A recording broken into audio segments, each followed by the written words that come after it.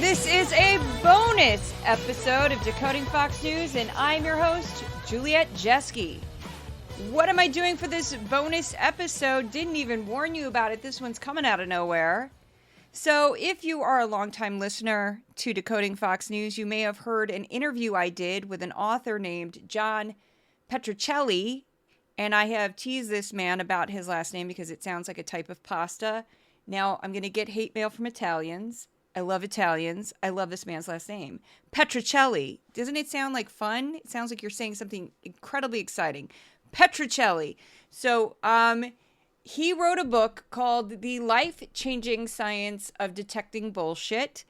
And we kind of went through his book. This was right before Christmas. This was an evergreen episode that I recorded so I'd have something for everybody when I was actually sick with COVID. Had a terrible holiday. I was sick with COVID for pretty much all of Christmas. It was great. I was the pariah in my family. Anyway, true story. I can't. Oh, it was horrible. Anyway, I'm laughing now. So what I did is he came to me and asked if he could come back and be like a semi-regular host where we break down Fox News clips. And since he has a background in psychology, I thought, great, let's try it, mix it up, make something different so it's not just me talking the whole time. And so we recorded this last week, and this is based on some clips that I had selected specifically for this episode. So these aren't incredibly current, but they're all from this year, and they were all like kind of examples of how Fox manipulates its audience. And I also am saying very quickly to everybody, if you are a paid subscriber, paid supporter, you're going to get a bonus little clip that's only for you guys. And then also the written version of this podcast will be for paid subscribers only. That's going to take me a minute to format because the transcript's always kind of a mess, and I have to literally just go through it and break up people's voices and whatnot. And it can be a little tricky. It's just very tedious and just takes a minute. And there's a video version of this podcast that I just put on YouTube if you want to see our smiling faces. And it's actually me with my glasses on and headphones on. I look super glamorous. And very quickly, because there won't be an interruption once I add the file to this one, I'm just going to give a great shout out to my sponsor, and that sponsor would be the listeners of this podcast and the readers of my Substack channel. I have no large sponsor. I have no large donor. I have no advertisers. No one pulls my strings. I am the anti-corporate media. I am 100% funded by everyday people who just want to keep this thing going, and some fabulous people, I should add. I said that once, and somebody's like, I am far more than everyday. And I said, and you are. And you are. So my fabulous, amazing, and stupendous, brilliant supporters, I should say, keep this project going. If you would like to become a paid subscriber, you can go to my Substack at Decoding Fox News or my Patreon for Decoding Fox News and become a paid supporter that way. Thank you so much. It means everything. Also, if you can afford to, just share this podcast, share the newsletter, share whatever you can of my work on social media to your friends. Thank you so much. Here's the bonus episode. Hi, everybody. So this is a kind of an experiment that I wanted to start trying with someone who's been on the podcast before. He wrote a book about bullshit that I really liked. And yes, I don't normally curse on my podcast. It's one of my rules, but bullshit is in the title of his book. It is John Petrocelli. So I'm going to go ahead and let John Petrocelli describe what he does, and then we'll get into what we're doing today. Okay, yeah, my name is John Petrocelli, and I teach psychology, social psychology at Wake Forest University. And my research area is in social cognition and basic judgment and decision making. But my specialty is in studying the behavior we commonly refer to as bullshitting and trying to understand the sort of the antecedents and the consequences of the behavior so that we can better detect and protect ourselves of this unwanted social substance. Excellent. So what we're going to do today is I went through and picked, and these are kind of evergreen clips, meaning they didn't just happen. These are a little bit older. Examples from Fox News where I thought They were using very specific techniques in order to mislead, lie, manipulate their audience. So what I'm going to do is I'm going to play the clip. We're going to play the clip in its entirety. This one's about a minute long. And then Petrocelli and I, mostly Petrocelli because he's the expert, I'm just the weirdo who watches a lot of Fox, will break down sort of how they're manipulating their audience. Lawrence, I think if we're out in the community, you're at the diner, and I'm curious to hear what they're going to say. I think independents, I think even Democrats are scared for another Biden administration. We have watched how the world has reacted with him as our leader. They aren't afraid of him. We've seen what happened with Russia invading Ukraine. We saw what happened in Israel. We're seeing now China threatening Taiwan. That's going to affect us with our chips. We have to protect Taiwan. What does that mean for us? Will there be another war? We know that they know they have one more year with Biden in this administration, and we are all terrified over what that means for our country, not to mention the border. We have probably terrorists coming through over our border. We know that they've caught a lot on the terrorist watch list. Those are the ones they've caught. That's right. We're all living in fear over this year. So the economy is important, and that does matter now. Well, yeah, it's a classic case of pretty effective fear mongering. Actually, it's it's a deliberate, arousing of public fear or alarm about a number of issues. And we actually know from the psychological science on this topic that emotion arousing communications or any kind of persuasive message that really plays to people's emotions, such as arousing fears, can be very effective at influence and propaganda. And this is really why a lot of public service advertisements, they often take the approach of scaring people into like doing things like wearing seatbelts, practicing safer sex, or stopping smoking. But the one thing that's clear from the studies is that the fear that you arouse, it must be moderate to effectively influence. It can't be so weak that it fails to grab people's attention, but it can't be too extreme such that it motivates people to just tune out the message altogether. And so she rattles off quite a few problems that are pretty serious, but I think viewers are probably desensitized to a lot of these things because they hear them all the time. And I think she does a pretty good job at arousing fear. I mean, she talks about Russia and Ukraine, Israel, China's threat on computer chips, terrorism, the economy. And the funny thing is by her tone, I think we're just supposed to assume that each and every one of the issues is trending very badly, right? So I'm just a little paranoid even just listening to her.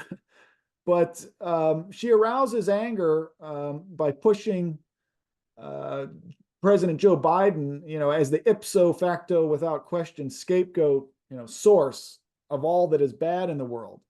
And and that's great for her because that's one of the other things I think that we know with great certainty from the science is that appeals to fear and anger, they don't really work very well unless you have some like readily available instructions to a solution that will ultimately reduce the unwanted emotion like fear or anger.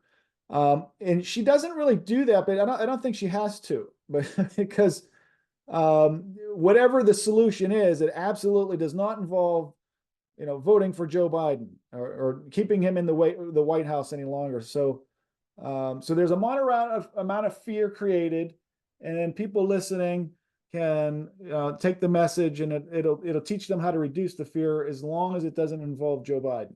Well, I want to point out really quickly one thing that I noticed that it doesn't take away anything from what you're saying. It's just a little detail. Was she was also talking about things that haven't happened yet. She's like, I'm sure that this has happened.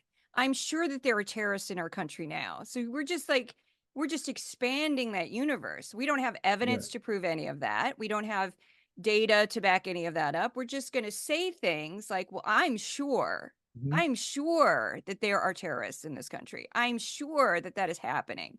And it's sort of like when you use that along with it, with an actual real fear, you can just keep expanding and expanding and expanding. Sean Hannity, who's rumored to be her boyfriend of sorts. I don't like talking about their personal life, but That is a rumor that's been going on for a few years now. He does the same thing. So it's that whole idea of like, I'm sure that this is happening, but I don't have anything to back it up. And we were Yes. talking before we start recording that one thing that's interesting about Anne Einhart is that she does as a vessel of propaganda, because she's very like, I'm just going to say something and I'm just going to talk. And it's just, I'm just a little concerned, in a way, she's actually more effective because she sort of sneaks up on you and you don't really realize what she's saying is absolutely horrific. And so, it's like, it's almost an easier way to take the medicine, because she's being this kind of meek. I'm just a concerned mom here on, and yeah, I know I'm imitating her, but that's what I do. But Yeah. she's just a concerned mom here on Fox and Friends, just a pretty blonde lady in a cute outfit making a comment, just making it, we're all gonna die. I mean, I'm kind of kidding, but it's sort of like what's going on there. It's like, what? And so to go from that one, I'm gonna play one because you suggested this, and I think it's a great idea. We're gonna play a clip by Jesse Waters. It's very similar in tone, totally different messenger. So he's much more overt about this. So here we go. Here's Jesse Waters. This one is also about a minute long. This one is from February. Not that it really matters, because this is about the border, which I would say without hesitation is very much an evergreen topic on Fox News. So of compassion and vulture economics, the assault on America is being orchestrated by the sadomasochist left and executives who are shielded from the pain. The ruling class just sees dollar signs. Now, the corporations who control Congress feast on low-wage workers and are insulated from the collateral damage we get from carpet bombing counties with caravans. The working man feels the impact on their neighborhoods, schools, and streets. Quality of life goes down. Taxes will have to go up. Use your common sense. If you bring in millions of third world men in their teens and 20s from underdeveloped countries, many of them violent countries, most of them unskilled, uneducated, they come here sponsored by cartels and make their way into our neighborhoods, a percentage of these men will move into street crime. They'll stick together and fly under the radar and metastasize. It's not the concerned mother, I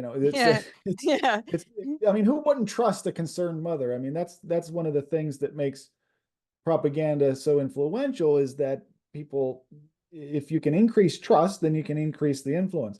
But what I just couldn't get past the very beginning, when he refers to the left as sadomasochists and executives who are shielded from the pain. I'm not really sure whom he's referring to there, but sadomasochism involves getting sexual pleasure from hurting other people, and from being hurt by other people. Yeah. So I wasn't really sure where he was going with that, but I guess his definition of the left is just expanding. But this is it's just another use of language to influence the interpretation and beliefs about what's really going on in our world. I mean, I think this clip really comes full circle with Ainsley Earhart's fear-mongering tactics, but it's just another example of it and how it can be done. But he seems to know exactly, what is happening, what's going on, as if these things weren't happening before. And you had mentioned the sort of the certainty, especially in Ainsley's tone, because she actually slips in. She says it's not only conservatives who are concerned with this. She also says that it's also liberals, that it's also Democrats who are concerned. And so I think she was actually a little more effective than Jesse Waters. And I thought she pointed out other issues, and he's got the videos playing so he's trying to show you anecdotal evidence, and that works too. I think she worked more on the sort of the false consensus, or the portrayal of consensus, because that's actually one of the first things that can increase people's feelings of the certainty of the opinion or attitude. I would agree with that. I think too, the words that I wrote down, because I remember when I saw this the first time, my tweet about it was just a list of the crazy words in it. I didn't really write much. I just went sadomasochistic, feast. That's a very specific verb. feast, like as if you're consuming, you're eating. Yeah. And then on other human beings, carpet bombing. Then taxes go up. Common sense, which is used all the time on the far right, where they just say it's common sense, just duh. That kind of, let's dumb everything down and just say these people are evil. It's common sense. It's common sense, as if you don't need to think. Unskilled, uneducated, meaning they're lesser. Then he says street crime, and then finally, he just assumes they're going to go to street crime, not just crime, but street crime, which is personal and scary, where you go up to a stranger and you hurt them. And then he uses the term metastasized, as if it's a cancer. And I just went, that is, number one, I don't think he wrote that. I think somebody on his staff wrote that. As I don't think he has the intellectual capacity. I've used that term so many times with him. I've said, when people say, well, do you think he meant that? I go, I do not think that Jesse Waters has the intellectual capacity. And then I'll just explain whatever. I don't think he gets satire. Because somebody said once, oh, do you think he's kidding? Do you think that's like satire? And I said, oh, no. He does not have the intellectual capacity for satire. Yeah. He's not very bright. And as you reminded everyone before, he has noted that himself several times. He just did it last night. Last night on his show, he just said, somebody else said, oh, but you're intelligent. And he said, no, actually, I'm not intelligent. And I was like, like, at least you have self-awareness. Like, I have self-awareness that I'm a complete and utter nerd, and we'll enter a conversation and say stupid stuff like, in the Middle Ages, what they used to do. And people just stare at me like, why is this woman talking? And then I'm like, I'm going to go. My guess is that he actually watches himself after recordings and he probably figures out, some of that was stupid. Well, and he probably has had that note his whole life. Like he has a degree in history. And I mentioned that once, and people who had degrees in history got offended. And I said, no. I don't mean that as an insult to history majors. I'm baffled that he has a degree in history. That's what I meant by it. I'm baffled that he made it through college. I don't know how. I mean, anyway, so let's move on to this one. I thought was very interesting because it's short. It's Gutfeld talking about abortion, also from late January. And it's more about the tone and the way he uses the word abortion. Regarding Taylor Swift, Jessica, on a scale of 1 to 10, what do you think she's going to do? Will she endorse him or not? On a scale of 1 to 10? Yes. I'm going with a 9.5. Okay. Oh, really? Yeah, I think so, because for her, and she expressed this, there was a documentary about her where she was talking about her decision to get involved in politics, and her father raised some of the issues that you just did. She said, it's too important to me. The issues that are on the ballot now and the danger that Marsha Blackburn's agenda poses to people, especially folks who would be my fans. Her core demo is women in their 30s. It's not young Gen Zers, but millennial women like myself on the younger end of the millennial scale, I will What was admit. the issue that was so important to them? Abortion. Abortion. You don't have to whisper it. Abortion is a really big issue, and it matters a lot to women on both sides of the aisle. Now, just wanted to make it clear, that's all. Because people always say women's issues, but they never say abortion. No, I she did it for every abortion. Day.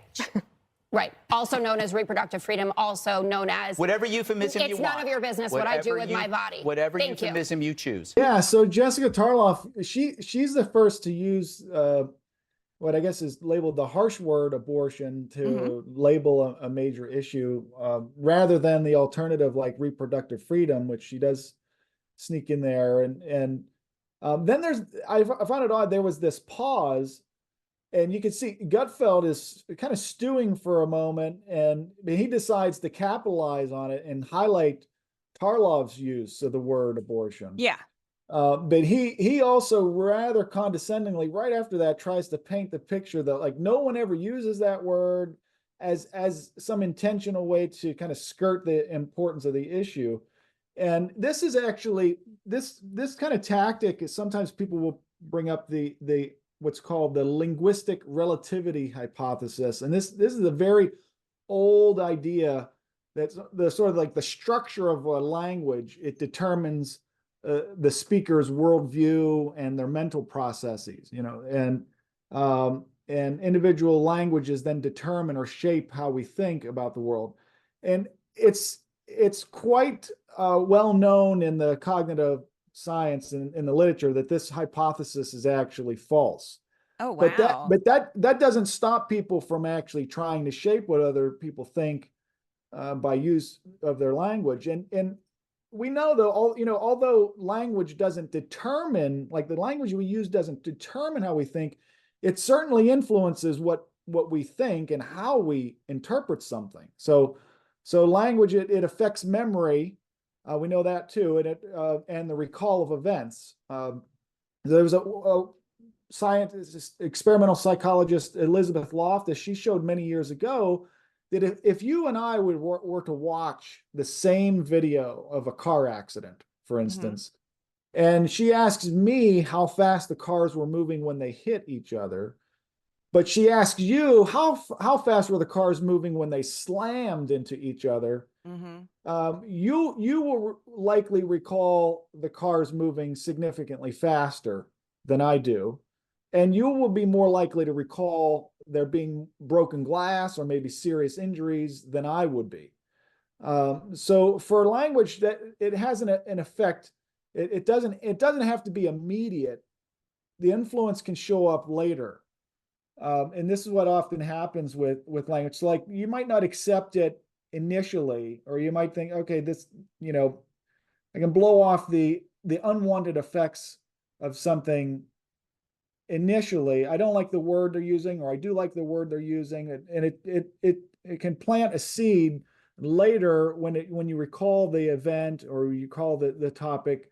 You might be more likely to use those words now, right? Well, I do think it's interesting too with the whole pro-life, pro-choice. You're basically saying, or you say anti-life, anti-choice, depending on how you want to frame it.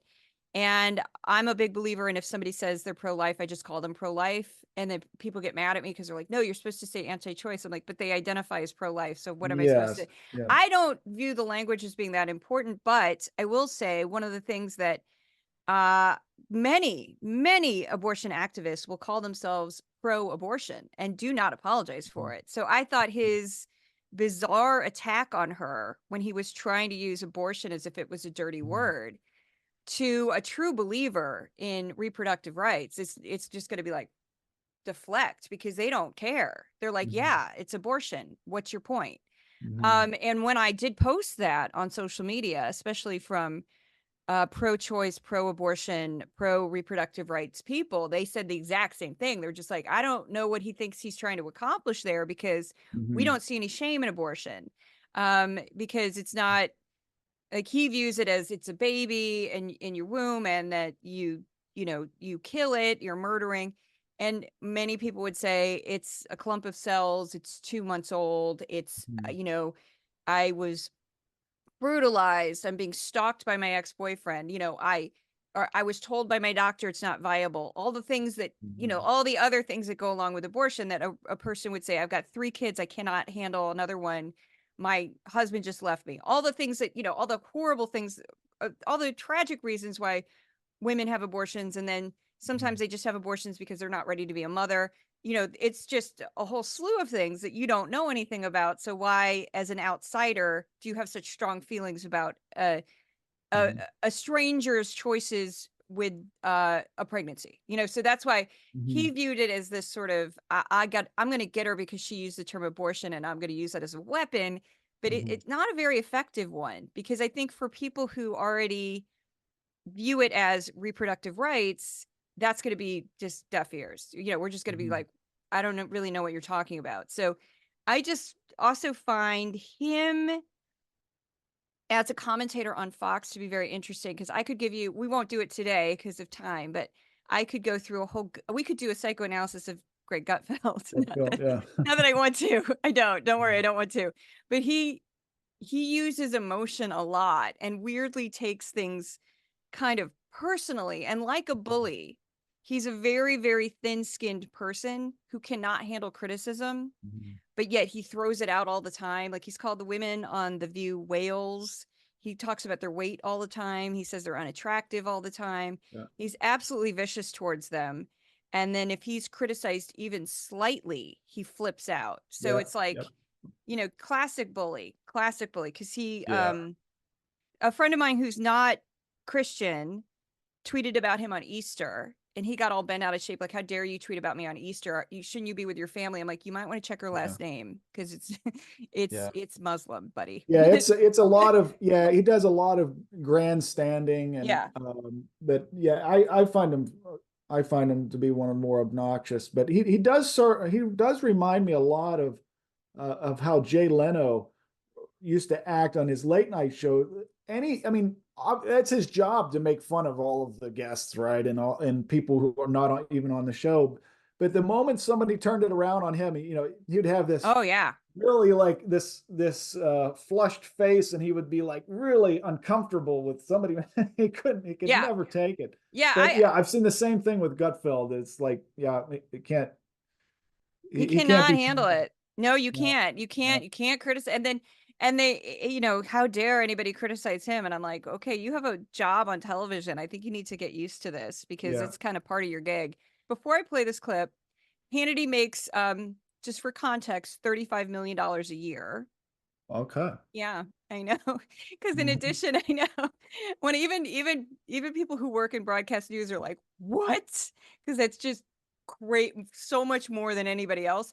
He, Mhm. in addition to his show on Fox, also for reference, he has a 3-hour radio show that's part of the whole Fox media universe. So that's part of the reason why he's paid so much. But here we go. This is Hannity on the richest 1%. Their lives. Look at this survey. It found that a majority of America's richest 1% and Ivy Leaguers would favor, get this, the strict rationing of gas, meat, and electricity to fight climate change, while a plurality of the richest 1% and a majority of Ivy Leaguers, they think that there's too much freedom in the United States.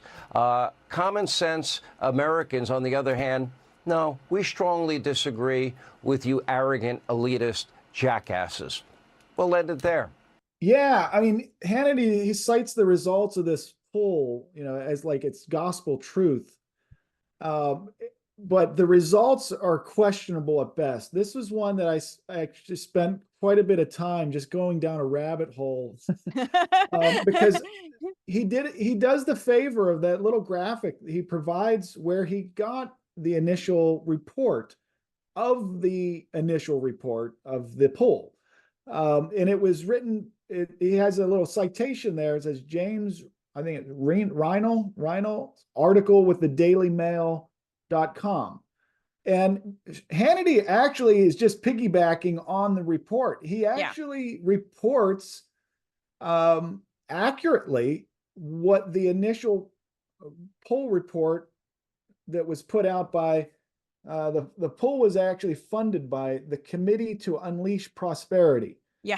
So everything that Hannity says is actually 100% accurate. And then you look at Reinl's article, it's kind of a summary of what the committee reported. The problem is that when you dig a little bit further, you'll find that it's really just a cherry-picked report that's so laden with misleading and highly likely to be inaccurate information. But I think that suits Hannity just, but I think it fits with what they're trying to show. So I dug a little bit more. I wanted to kind of to see, like, are some of these claims, are they accurate? His report is accurate, but I don't really have a dog in this fight. I personally, I don't have the most pleasant attitudes and opinions about the richest 1% or Ivy Leaguers, but you always have to consider the source. And so I looked up this James Reinl of dailymail.com. He says that he's an award-winning investigative journalist, and I couldn't find any evidence. There's no rabbit hole to even look for there. There's no evidence of that at all. And I even contacted him. I was just curious. Oh my God! Wow. What was the award? I never got a response. And anyway, who hasn't won in some award? It's at some point. But anyway, his when I looked at the actual report by the Committee to Unleash Prosperity, even James Reno's reporting is actually accurate. It just takes parts of the report. And that committee to Unleash Prosperity, Steve Forbes is listed as the lead of one of the 4 principals of the organization. He happens to be a Princeton University grad, and so that places him as an Ivy Leaguer, and I'm sure he's well within the richest 1%.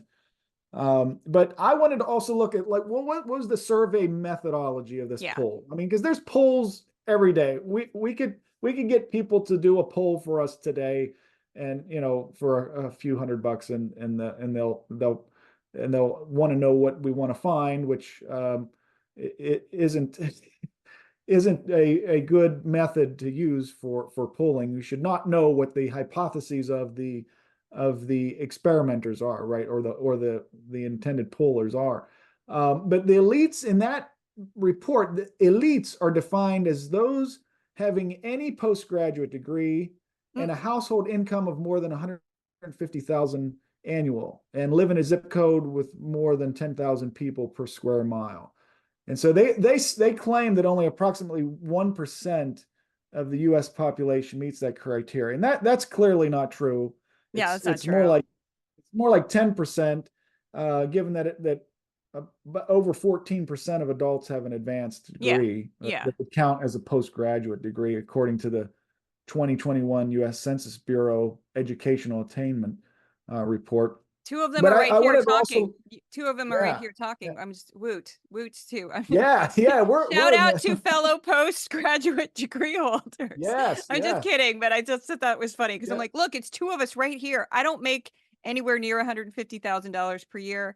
I also am a household of 1, but with 2 people, that wouldn't be that difficult to make a house. If you had 2 professionals working, adults, that I don't think it would be that difficult to attain income over about 150,000 if you both had both parents, like even not even kids, just 2 people working who had professional jobs. Yeah, that's not that difficult to attain. I don't make that, but I'm by myself. So sorry, go ahead. Yeah, and any kind of certification postgraduate would count as a postgraduate degree in a lot of cases. And this also self-report, so you're relying on on people who were probably paid, I don't know, who knows, $15 or $20, who knows. They didn't detail what participants of the poll were paid. But in the poll they asked, does the U.S. provide too much individual freedom, too much government control, or is the balance about right? That's just a really bad question. It's very ambiguous. It's such a politically charged concept that most people are going to interpret that in varying ways. I mean, it's and what if I believe both, or maybe I believe all 3 things? How do I answer that question? So because it's possible to believe, well, yeah, I think people depends have on too what much it is. money. It depends on what you're asking. Government. Yeah, but the balance is about right. Like if somebody said, how do you feel about reproductive rights in this country? I'd say the government has way too much control, depending on what state you live in, right? And that would be one where I'd say way too much control. And then if somebody said, how do you feel about like freedom of speech, like in a public square, I'd say it's about right. So like, and when I'd say public square, I mean like actual public square, not social media, not nothing like that. But so it just sort of depends on what you're asking. And I also would argue, I hate surveys because I find that they're so easily manipulated. If it's from like Pew Research Center or there's several that are good, that are decent, that have good reputations. But if it's from one of these goofy conservative think tanks or even progressive think tanks, I just go, yeah, I don't care. Because it's so easy to do what they call push poll, where you ask the question in such a way that you're very clearly leaning for an answer. And the example I always use is if you say, would you like in this country inexpensive healthcare for everyone that's accessible? Most people would say yes. But then if you say exact same question and you say, do you want government subsidized healthcare that is controlled by the government to infuse into our for-profit healthcare system? How do you feel? You're going to get a very different answer. It's just all how you ask the question. And that's why Yes. I've tried to explain this to people who will whip out, um, uh, it's one of the things about this job that's been very interesting is I don't even Mhm. argue with people anymore because I'm so exhausted because I have to deal with this all day long. That when my friends post stuff on Facebook or something, I'm just like, I just walk away, just walk away. But there's Yeah. so many times Yeah. where I'm like, do you realize that you're going to like, if you went to something like, progressives of America, Democratic Socialists, and you found a survey on that website, and that Mhm. website said something like 80% of Americans want Medicaid for all. I'm going to go, I don't know if that's true. And I'm not Yeah. saying that I'm Yeah. Yeah. against Medicare for, I'm just saying I don't know if that's the best source. You Yeah. should Yeah. probably go for something that's nonpartisan, that's not, that has a reputation for doing nothing but polling and surveys like Pew Research Yes. or Brookings Institution. Like there's some that are very, very good at this, that's all they do. But if you go to an incredibly partisan website and because they're going to push it in a way that they get the answer they want. And I'm not, I'm Mhm. not dissing Medicaid for all. I'm not, I personally don't think it's going to pass in my lifetime given our Congress, but I would just say that particular issue that gets people very, very worked up, it's like, you need to go with something that's more, if you want to strengthen your argument, you need to find something that's less partisan. That's how I look at it. Just, Yes. Yes. Yeah. find But something that's there's less partisan. Yeah, there's all sorts when you do the polling, there's all sorts of tricks that you can use. A lot of times it's the question right before the key one that you want results from. I mean, Yeah. if I wanted to know what your opinion was about politicians in general, and I wanted you to think about politicians in a positive way, well, I'll ask you about what do you think about Mussolini? What do you think about Hitler? What do you think about Saddam Hussein first?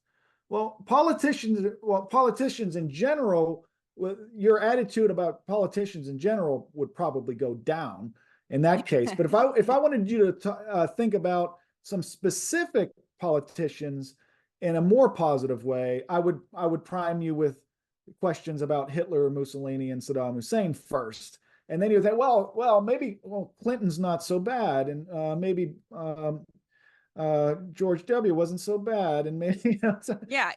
It's all because relative. you get a contrast effect for specifics, and you get assimilation for generalities. But those questions right before, I couldn't find all of the details. The report is extensive, but it doesn't tell you how many questions there are. It doesn't. Yeah. It doesn't say were these the only questions buried, or were they buried in another set of 300 items? How many times were the polls done? Too. I mean, this committee to unleash prosperity, they've got more than enough cash to do 30 polls and then pick the one that has the results Well, most likely I'd when also, they I want. completely, and I'd also argue that all surveys are self-selecting because I would never answer one, unless it was a friend. I mean, I'll be honest. If it was a friend of mine in graduate school working on their PhD or something, and they said, Juliet, will you do this survey for me? I go, okay. Somebody calls my home, I'm not going to do it. If I get an email, I just got one the other day that was like, this is a survey. It was a text. I immediately blocked the number because I'm like, I don't trust that. I don't know what that is. I don't have time for it. Go away. Like I've had Quinnipiac call me before. I've had a couple of very high profiling polling companies call me, and I always hang up. Like the last couple elections they were supposed to be so close and then they weren't. And it's like, haha, I had the off year election was a fun one to cover because they kept acting like it was going to be too close to call in all these areas. Mhm. And then when they actually did it, they were like, oh, this wasn't even close. Like the Democrat completely clobbered the Republican. And I'm just going, I don't think polling's what it used to be anymore because nobody answers their phone. So this is a Tony Robbins one. And this one is, I can say this before we start the clip. Neither one of us is a fan of Mr. Robbins. Is that safe to say? That's safe. Yes. Okay. I know I got a little bit of grief for criticizing Deepak Chopra in the last time that you appeared. And I didn't really know what to say because I'm like, I'm sorry, I don't, yeah. He's not my cup of tea. I thought that some stuff he's done is a little, not great. Mhm. But Mhm. I don't want to waste time Yeah. with Deepak Chopra, but I can't Yeah. apologize for something I don't feel bad about. So it's just one of those things. So this is Tony Robbins, which I won't get into his whole history because I know he's been accused of some things, but he's definitely very comfortable in a right-wing space. I'll just leave it at that. And You know, there's a lot of discussion out there about January depression, and it's ironic because January is like a new year, new life for most people usually. But what you're seeing that's really missing for people is a compelling future. So much of the discussion is people so upset about crime, about inflation, about, you know, where are we going as a country? And most people aren't happy about that. People aren't happy on both sides of the political aisle, saying if the other side wins, it's going to be doom. And when people hear that over and over again, and there's nothing to look forward to, you know, there's an old phrase, it's called, you know, without a vision, people perish, from a very good book called The Good Book, right? And all it is we can all deal with the difficult today if we have a compelling tomorrow. But right now, most people don't have that. And if you go and set a New Year's resolution, 91% of those never get done because all you do is express what you want. What people need is really a plan where they know exactly what they want, they know why they want it, they find out what stopped them in the past. And there's only a few things that do that. just say very briefly, he was described in that as a peak performance expert. Oh, Yes, okay. that was his description in the Chiron, not motivational speaker like it used to be Yeah. called, peak performance expert. Yeah. So go Oh, yeah, ahead. that's even better. Yeah. Yeah. So this, what I saw this as, is a classic case of foot in the door technique to influence, coupled with a big BS claim at the very end that promises to be like the next greatest thing. Because what he's really plugging is his free life coaching summit that he was plugging. Yes. But it's funny. I laughed so much about when I heard this clip the first time, is that it's like a 3-minute infomercial, like to promote Tony's new book on investing and freeline, you know, online life coaching summit. But it turns out like two old guys like BSing it up in the steam bath, just trying to one up each other, because even Waters is trying to plug his book at the end. You know, you don't hear that, but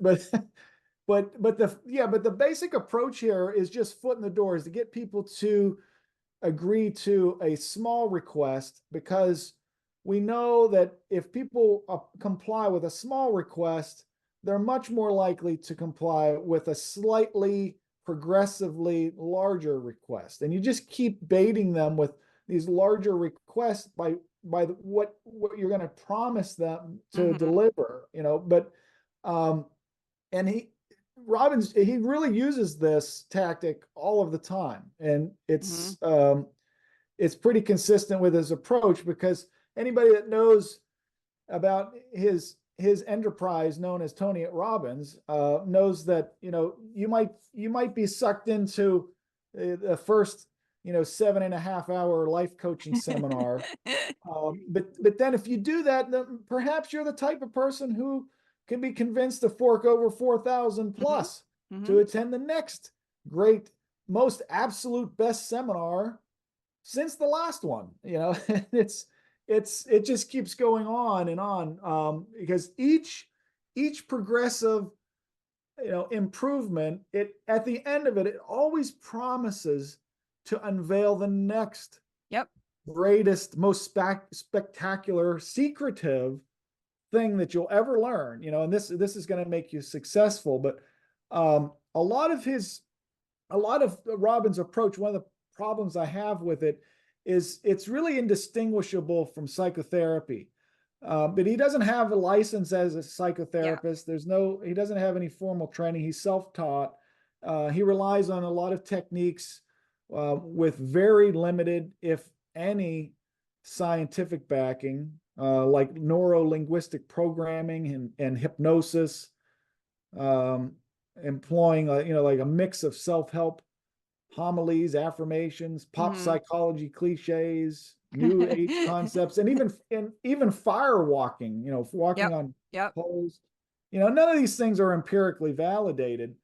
So the thing that I think that really works for him, though, is really the positive expectations that he builds in people with his charisma and his promises.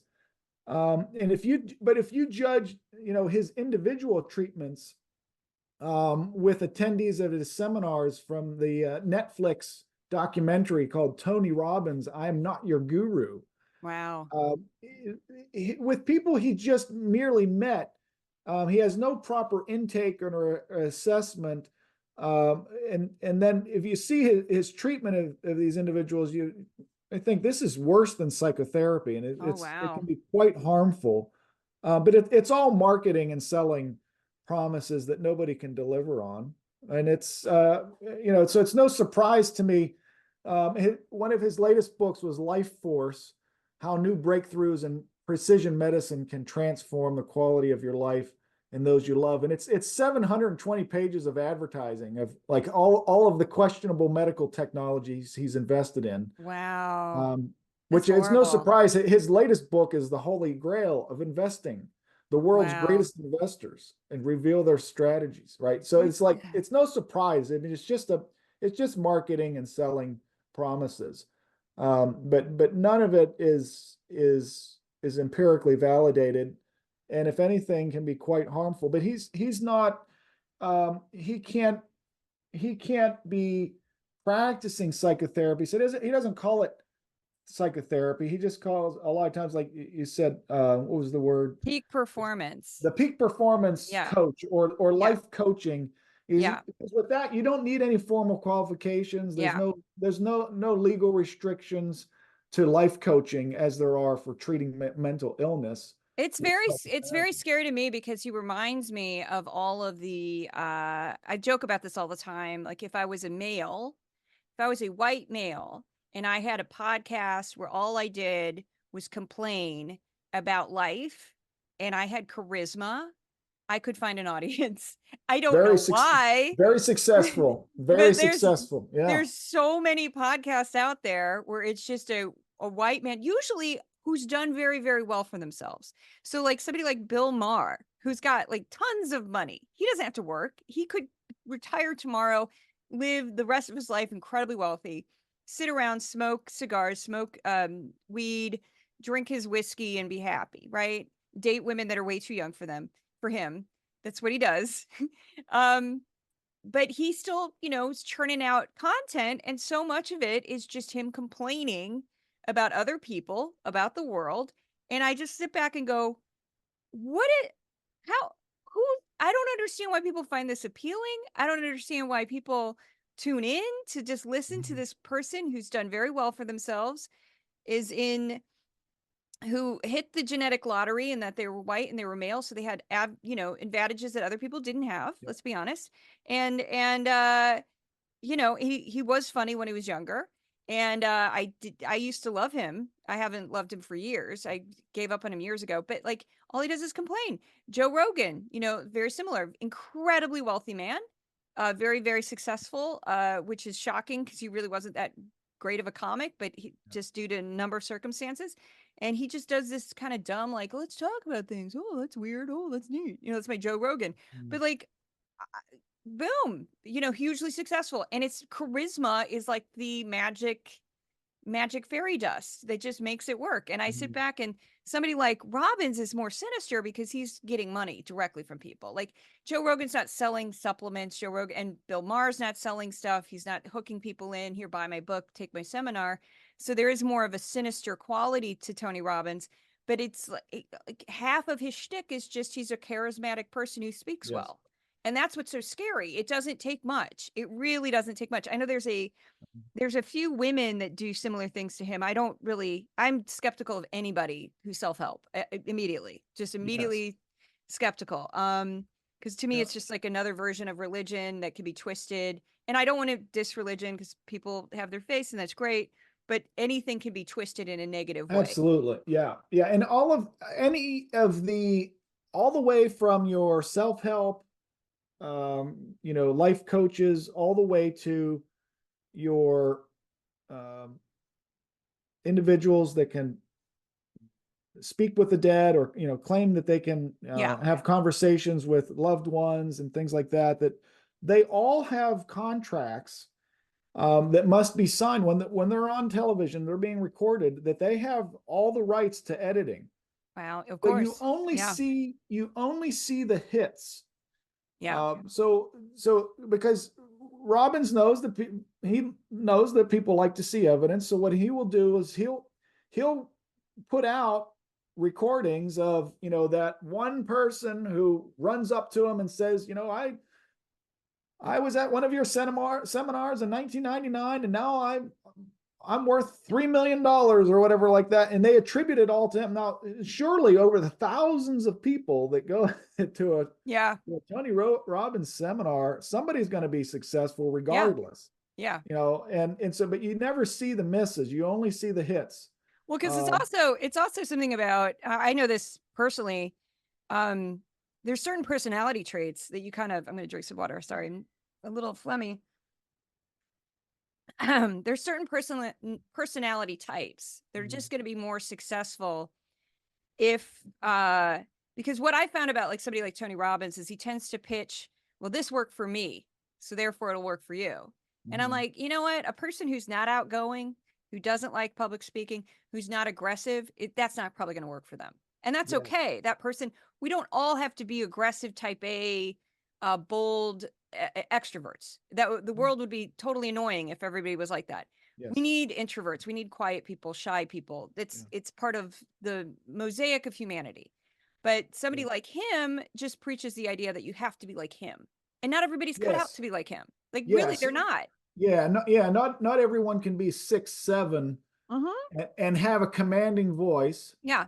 And I suppose I would say Robbins, most of his life, he's been above average attractive, so that doesn't hurt too. And he usually has a good tan. Yeah, white teeth, very white teeth. Yeah, white teeth. But I would say like he tends to sell he sells easiness. It's like, it's a lot easier than you think. You're the one who's making it hard. You're the problem. Ultimately blames the person. Yeah, he ultimately blames the person. It's like that whole law of attraction. A few of my friends got into a few years ago, and they tried to pitch that to me. And because they didn't realize, because these were people who were not religious, who were like, Juliet, you don't know. It's the law of attraction, the law of attraction, the law of attraction. And I go, you need to stop. I go, you're talking to an agnostic who's a true agnostic to my core. I don't believe in like any of this magic stuff. To me, this sounds like magic stuff. And I just kind of go, nope. And so it's this idea of like, if you focus on something enough, I don't think that that positive thinking is necessarily bad, or, having a great attitude about like, I'm going to get this job done. It's going to be the best job I ever do. That's definitely great. But when you start thinking like, if I manifest this and think about it for months, it's going to happen. I go, I don't know about that. Yeah, that's where I go. Because it ultimately blames the person. If you don't get if whatever you're trying to manifest doesn't happen, that thought process ultimately blames you. And I'm like, come on, that's not cool. I think Robbins also gets away with it though, because he actually believes all of this stuff. I think he actually believes in what he's selling, because he had all the editing rights to I Am Not Your Guru documentary on Netflix. And what you'll see is at least 3 kind of one-on-ones with people in the audience. And I mean, they're quite disturbing, but he thinks that's great. Encounters with reality. I mean, the first person he speaks with sounds suicidal, and Robbins is insulting him for the shoes that he's wearing because they're red. He's like, maybe it's because you're wearing red shoes and you look like an idiot. It's like, and then I don't know. It just goes way off. But I think he actually believes that just confronting things like through his perspective, like no nonsense perspective that he thinks that he's taking.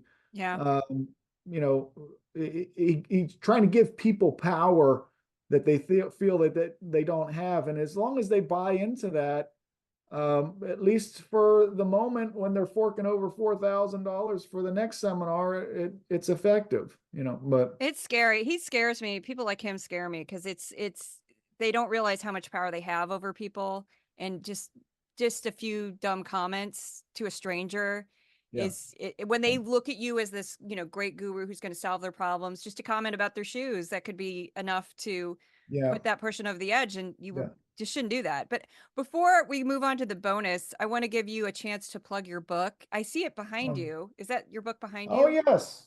Plug your Yeah. book very quickly so we get a Yes, nice the plug. the There's called. life-changing science of detecting bullshit. Say it one more time because it cut out. The audio cut out Oh, for 1 second. Okay, sorry.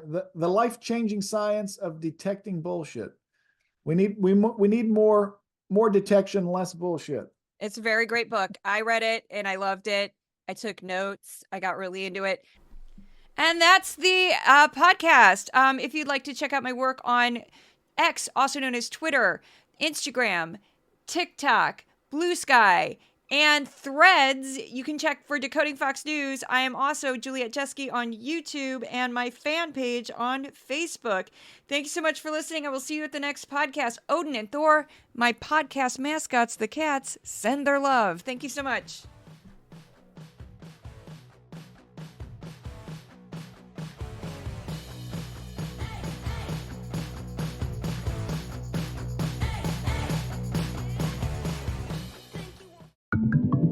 Resolute Square.